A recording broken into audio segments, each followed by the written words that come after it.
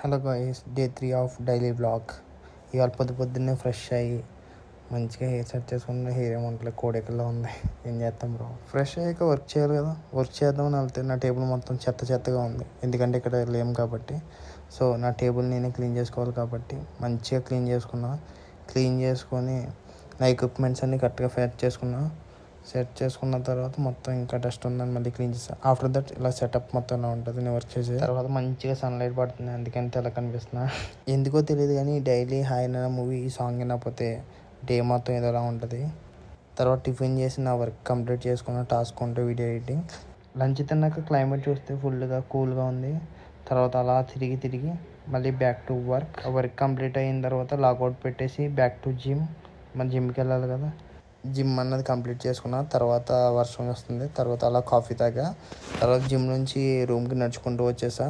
Gym నుంచి వచ్చిన fresh అయ్యి బ్రెడ్ ఆమ్లెట్ తిన్నా. తర్వాత కొంచెం వర్క్స్ అన్నీ కంప్లీట్ చేసుకున్నా. అంతే గైస్, బాయ్ టేక్ కేర్.